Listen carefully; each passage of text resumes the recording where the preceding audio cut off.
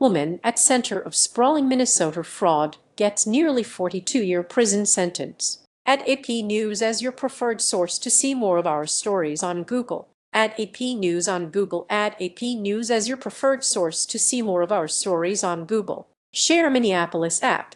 A judge on Thursday handed down an extraordinary prison sentence, nearly 42 years, to the former leader of a Minnesota nonprofit who was convicted in a staggering $250 million fraud case that helped ignite an immigration crackdown by the Trump administration. Aimee Bock ran Feeding Our Future, which had claimed it helped provide millions of meals to needy children during the pandemic. The U.S. Justice Department, however, said she was atop the single largest COVID-19 fraud scheme in the country. "I understand I failed. I failed the public, my family, everyone," Bock, 45, said in federal court. After the hearing, authorities announced charges against 15 more people accused of fraud in receiving federal payments for a variety of social services administered through Minnesota's state government. The FBI said one man jumped from a fourth-floor balcony to avoid arrest. "We will claw back every dollar you have stolen from the American people," Assistant Attorney General Colin McDonald said,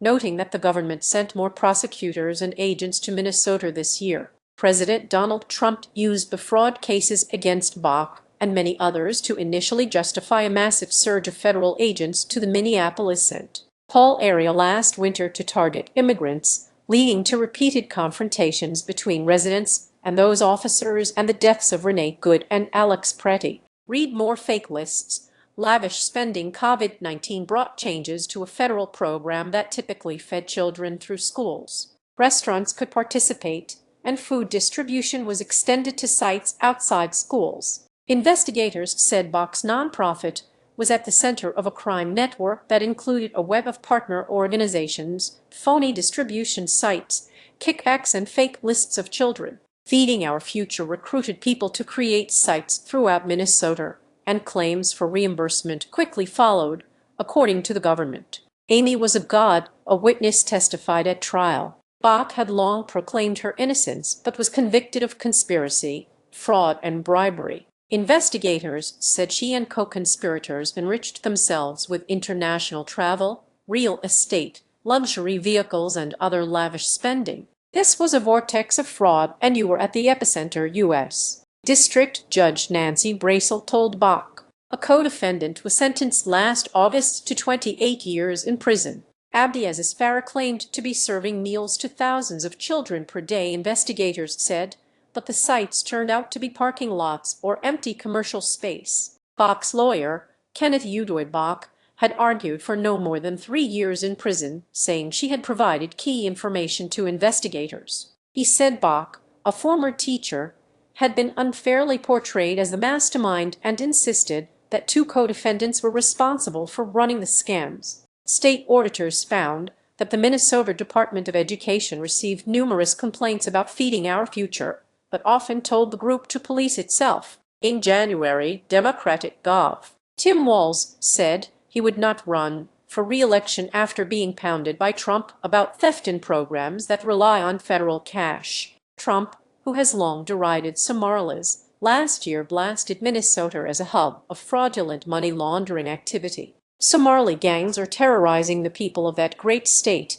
and billions of dollars are missing. Send them back to where they came from," Trump wrote on social media. Bock is white, and the U.S. Attorney's Office says the overwhelming majority of defendants in the cases are of Somali descent. Most are U.S. citizens. At least 65 people have been convicted in a series of overlapping food fraud cases. Investigations began during the Biden administration. "This case has changed our state forever," Joe Thompson, formerly the lead prosecutor in the case, said outside the courtroom. Aimee Bock did everything she could to earn this long sentence. Fraud cases grow in a fresh batch of criminal cases filed this week in Minnesota. The government said alleged fraud involved $19 million across 7 state-managed Medicaid programs. The defendants include Fahima Mahamud, who was CEO of Future Leaders Early Learning Center, a child care center in Minneapolis.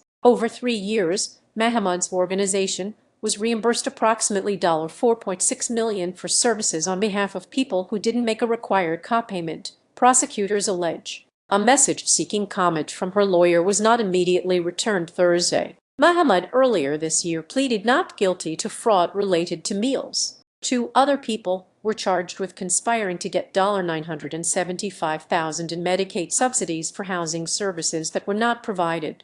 2 additional people were accused of receiving $21.1 million by billing Medicaid for autism therapy that was either unnecessary or not provided. Investigators said the 2 paid families as much as $1,500 per child per month to add their names to the program and get reimbursement. Minnesota's Department of Human Services said it helped build the cases. Inspector General James Clark said payments to more than 600 providers have been halted since 2025 because of fraud allegations. AP reporters Scott Bauer in Madison, Wisconsin, and Ed White in Detroit contributed.